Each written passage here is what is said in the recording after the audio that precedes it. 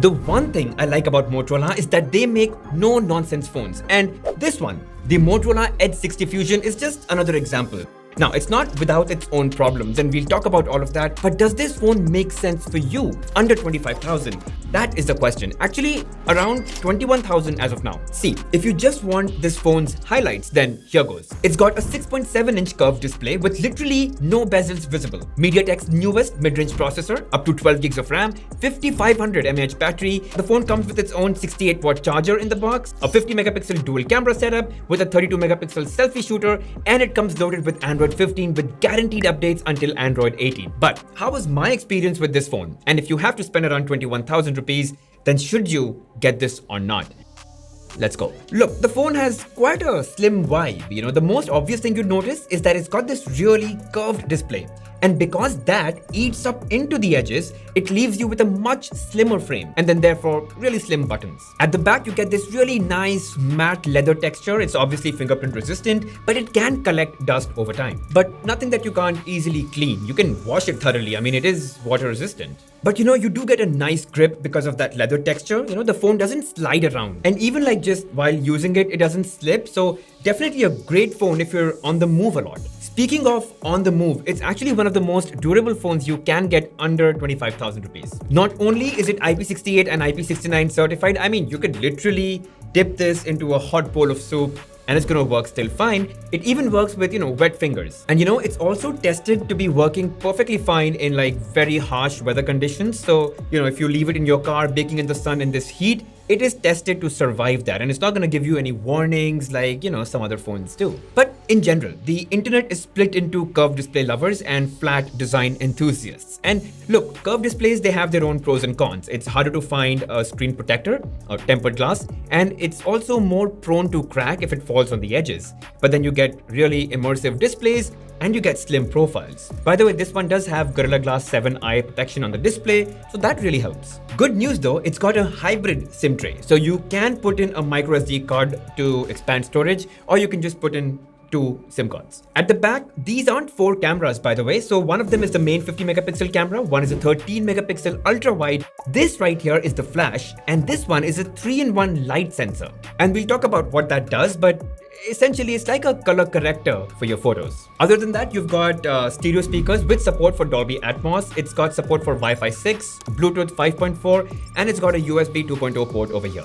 Now, I've got the Amazonite color here, but there are 2 more colors which it's available in, and this green shade that I have, I think it looks really fresh. But seriously guys, the biggest highlight of the design actually is that curved display. It's essentially all display, literally no bezels. It's super immersive, and in fact, it's world's first 1.5K true all-curved display. It's 6.7 inches in size, and it's super sharp, very contrasty, punchy, and colorful. And because it's so bezel-less, everything kind of looks pretty nice. I mean, whether you're watching a movie or a TV show, it just looks like it's playing in the air with no phone. And even while playing a game, it's actually a lot of fun.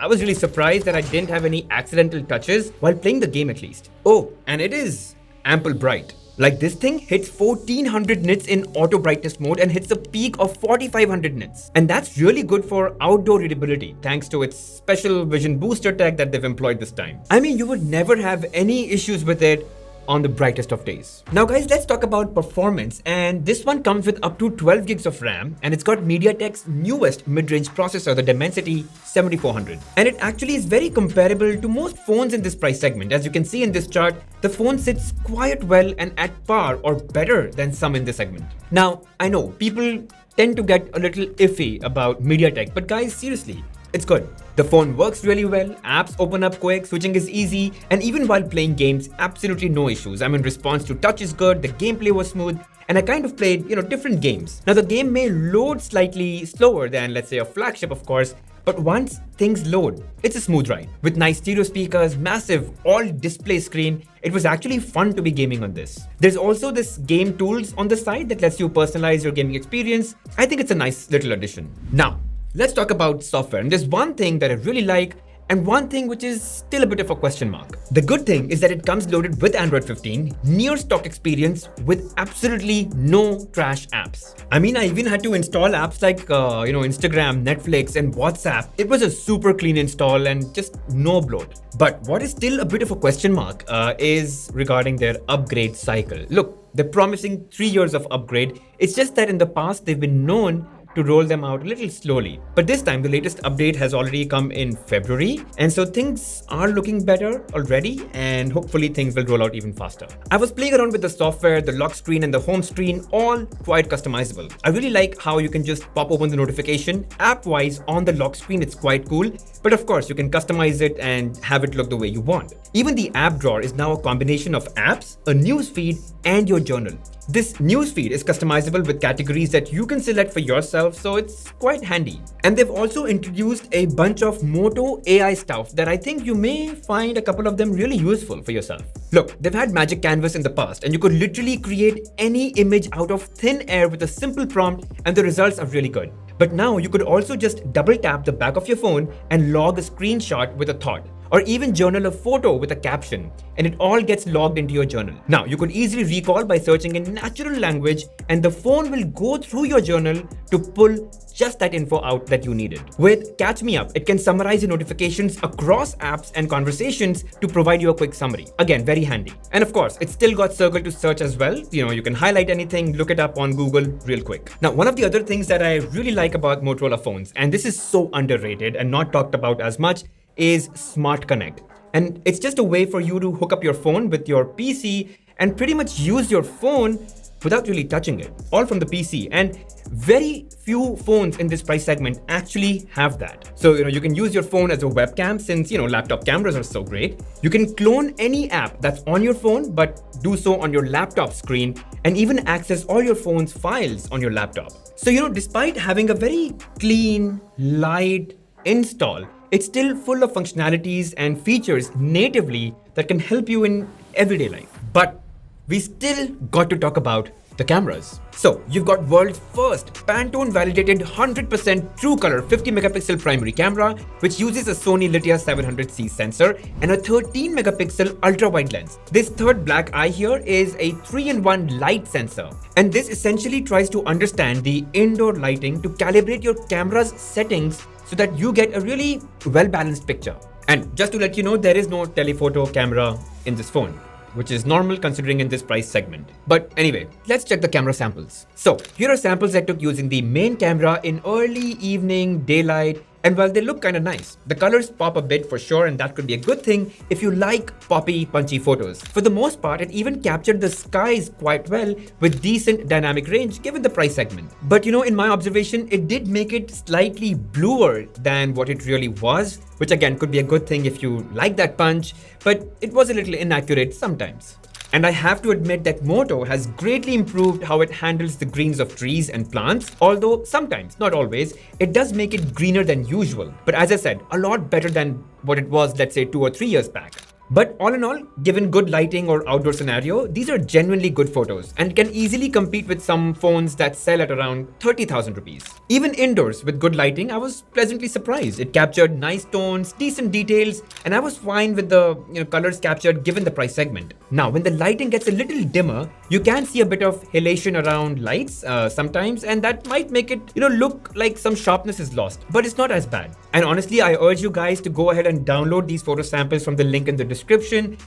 Check out the quality for yourself and evaluate. Alright, now here are some ultra wide shots using the 13 megapixel ultra wide camera, and I actually really like them. And by the way, it also doubles as a macro shooter. So there's a macro option and you could just go really close to a subject and get these kind of shots. I mean, as long as you've got really stable hands and what you're shooting isn't moving too much, you can get some really sharp macro shots. Now, let's look at some portrait samples, and here's one which if you see is actually impressive considering the phone kept the chain in perfect focus too. Now this one too, great edge detection, but I did think it was a bit too contrasty. I really like this 50mm portrait I took in actually a pretty dimly lit restaurant, but look at how nicely it captured the lighting and the skin tones. In fact, here are more examples of how nicely it kind of exposes your skin to different lighting situations. It just tried to get your skin tone almost perfect perfectly right, so hats off to Motorola for achieving this. Now, I did mention that the Edge60 Fusion does not have a telephoto sensor, but it can crop into your regular photo to give you a 2x crop photo. And so if I took this shot at 1x, this is the 2x shot I took, and it's not bad for sure. Decent details, or if you look at this coffee at 1x and then I took it, at 2x, from the same spot, the foam texture, that brown color, it really doesn't look bad at all. Now in this case, this was shot at 1x, and then the 2x, it kind of looked like AI worked a bit too hard to make it into a sharper flower, but that was just a one-off. Because otherwise, as you can see, even in this example, I quite like the overall capture, even in the 2x crop mode. Also, let's look at the selfies. So the selfie camera can shoot in a wide mode and a slightly more zoomed in mode. So even if you're trying to, squeeze in a group selfie, it shouldn't be a problem in the wide mode. But I'm more impressed with the skin tone the phone has captured. It accounts for the light that's falling on me, makes it look rich and not dull as it can be sometimes. I mean, you don't want selfies to look bad even if you do, and I think the Edge60 Fusion does the job. Even in low light, if you've got a little bit of ambient lighting around you, it captures a nice face, maybe a bit soft, but still nice. And speaking of low light, it takes decent photos in low light situations as well. The camera has OIS as it is, and it uses instant all pixel focus for better output in low light scenes such as these. But as I said, guys, download all of these photos from the link in the description and just see the quality for yourself. Now, we haven't talked about videos. Now, all three cameras, two at the back and one in the front, can shoot 4K videos. So let's take a demo. So here's a sample video shot using the main camera in 4K, and I was randomly shooting as I was walking along. The sky and the greens look okay. They could have been more subtle, but this one looks pretty decent too. The OIS definitely helps in keeping the footage quite stable. In here, I like the overall balance of colors and shadows and the highlights. And again, this is all handheld footage as I walk along with the phone in the hand. I took some footage indoors as well, and I found it to be average.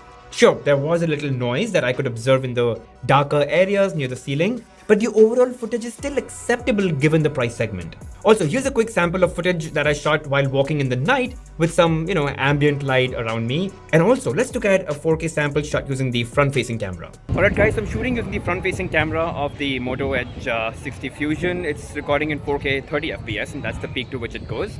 I'm not using any gimbal. In fact, I'm just walking down here. And so the stability seems to be pretty good, and I'm not using any third-party microphones. I'm recording straight into the camera mics over here, and it's like evening time, so the lighting is pretty soft. It's not too harsh, and hopefully it kind of look okay. Overall, guys, for the price segment, I think this is a really good camera. And if I really had to make a suggestion, that would be to maybe tone down the contrast a little.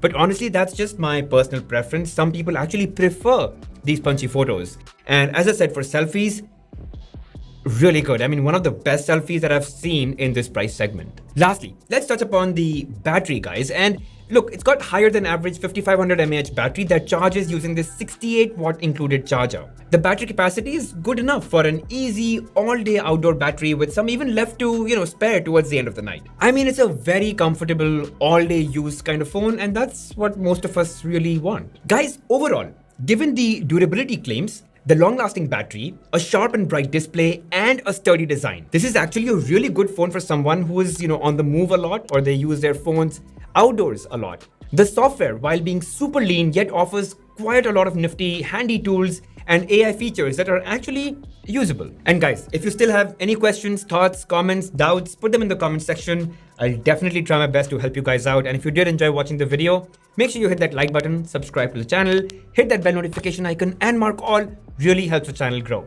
I'll see you guys in the next one.